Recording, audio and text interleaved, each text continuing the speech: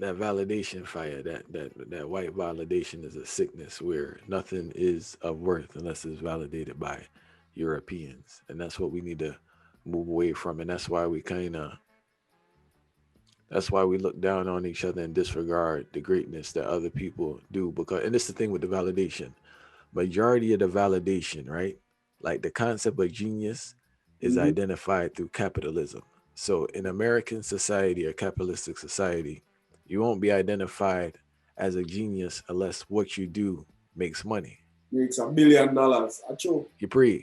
So is that mind frame now that really kind of because we really disregard what the greatness things people do. Yeah, one, because they don't have the validation, and two, God forbid it don't make no money, they just disregard what you're doing.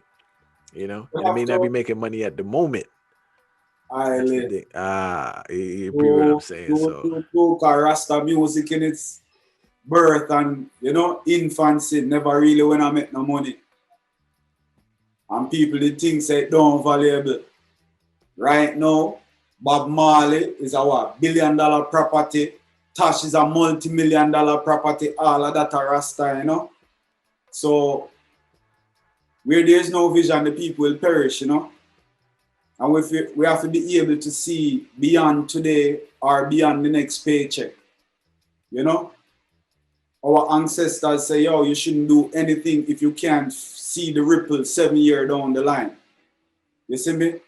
So that's how we have to start thinking. Europeans have 100-year plans and them thing there. As Africans, that's how we have to start looking at the world. Where will we be 100 years from now? And start creating that future. You see me?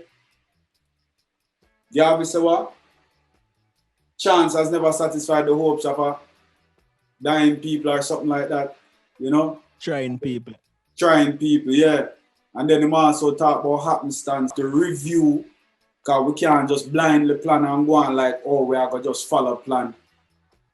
Even when the plan now work or we get more information, because that's another thing too. Because as African people, we are so prone to be ego-driven more time.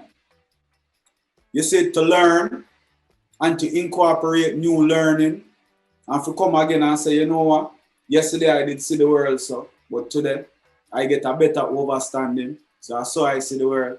No, man, I put my head on a black hole yesterday. I have to chop it off how it did stay yesterday, because I feel like if I incorporate any new thinking or something, that is what learning is. That is what wisdom is. When you take information and you apply it, if you don't apply information, then it's just information, no knowledge, no there. You just have some information. Hey, there I touch a point, There I touch a real point, because you see, just for the very reason what I talk about is the very reason why I and I come into to being with Malcolm X, Because Malcolm X is a man who ever evolved in him thought. Him always I tell us he might learn something new along the way, and he might throw him bad habits them and replace them with good habits, so it can help him to benefit both himself, him family, African people at large, and then ultimately the world in a fire. So you see that is a real point that they touch. Through our self-improvement, no reality, Yeah, man. man, and bro, we Stuck in their ways, Yes, my father have a thing where I'm always say, anything when I grow dead, So we have to realize if our minds are not growing, then our minds are dead. If spiritually we not grow, then spiritually we're dead. Once we stop growing, yeah, man, are dead.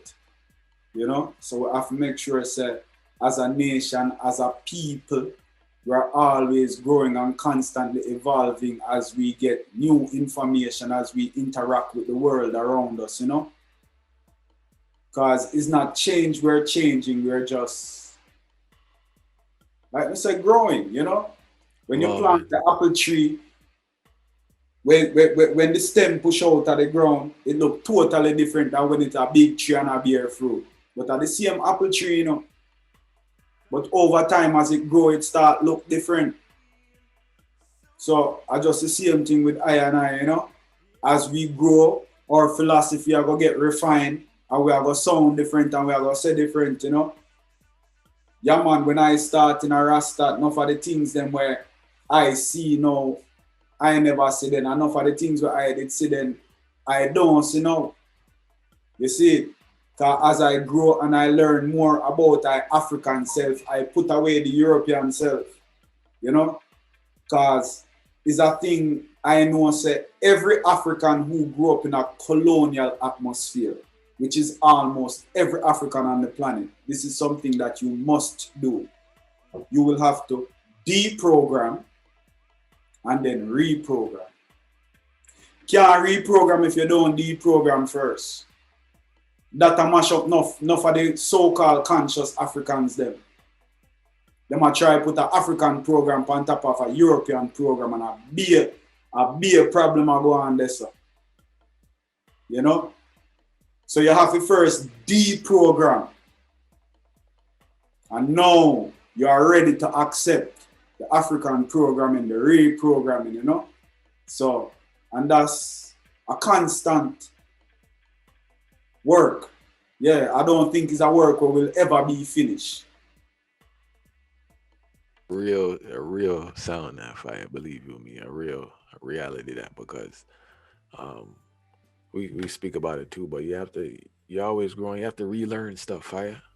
Yes, You sir. get what I'm saying? And you see stuff from a different perspective and act on it. It's not just acquiring the information. And as you say, I don't know if it's a stubbornness, ego thing, or what it is, but people just content in doing wrong. They know what they're doing not right, but they're content with staying there for whatever reason, which is a tricky concept when you think about it, you know? Only an African, you will hear say a statement like, oh, nobody can tell me nothing. And oh, me no want to hear nothing from no one. Only an African you will hear make statements like that, Rasta. You see me? You're not going to hear it from no other people, because every other people are learn and grow as a people, you know? The European, them hungry and thirsty for information. Them got the bottom of the sea floor. Them want to go out of space. Them want to go down in the volcano. Like anywhere them can think of where them feel say any kind of little information there, where we can give them even the slight bit of advantage. You see me? They must seek it out higher. And at that I see every other people on the planet are doing, you know. So I say as Africans collectively, and I've got to stress the word there again, collectively, that is what we need to do. Because you have individual Africans are doing it, you know. But that now go help with, but so much.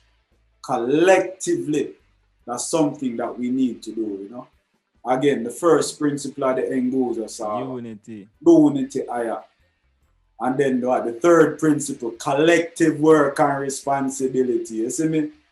And even the seventh principle, the faith. We have to start trust each other again, Rasta. We have to have faith in each other. We have to believe in ourselves and each other again, Rasta. You see me? Because we have so much faith in the European. And yo, all the Caucasian and the Europeans have told us is lies. All they have done to us is evil. I don't know where our faith comes from. But we still believe them when they say they will do good. We always give them the benefit of the doubt when they say they mean well. If we can have such great faith to our persecutor and oppressor, then it should be easy for us to put that same faith in each other, because we not do each other half the things that they do to I and I. Well, let me hear you say mountain, mountain.